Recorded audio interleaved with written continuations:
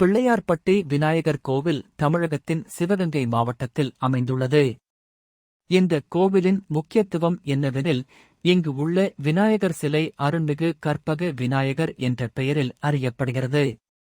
பழங்காலத்தில் இந்த இடம் ஜெயமங்கலம் என்ற பெயரில் அறியப்பட்டு ஒரு புண்ணிய பூமியாக இருந்தது. இங்கு சித்தர்கள், முனிவர்கள் தவமிருந்ததால் புனிதமான திருத்தலமாக கருதப்பட்டது. இயற்கையாக தோன்றிய விநாயகர். இந்த கோவிலில் உள்ள விநாயகர் சிலை மனிதனால் செதுக்கப்பட்டதாக இல்லை. அது சுயம்பு, இயற்கையாக உருவாகியது என நம்பப்படுகிறது. அந்தப் பாறை மீது விநாயகர் வடிவம் தானாகவே தோன்றியதாக புராணங்கள் கூறுகின்றன.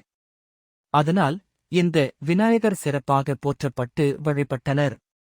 சித்தர்கள் மற்றும் முனிவர்கள் வழிபாடு. கடந்த ஆயிரக்கணக்கான ஆண்டுகளாக இந்த விநாயகரை பல சித்தர்களும் முனிவர்களும் வழிபட்டுள்ளனர். குறிப்பாக இந்த விநாயகர் கற்பக விநாயகர் என அழைக்கப்படுவதற்கான காரணம், அவர் பக்தர்களின் ஆசைகள் நிறைவேற்றும் சக்தி பெற்றதாக நம்பப்படுவதால்.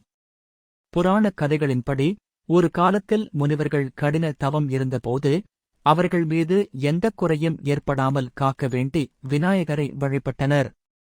விநாயகர் அவர்களுக்குத் தோன்றி தனது அருள் காட்டினார். இதனால் இந்த இடம் மிகப்பெரிய சக்தி வாய்ந்த விநாயகர் திருத்தலமாக திகழ்கிறது.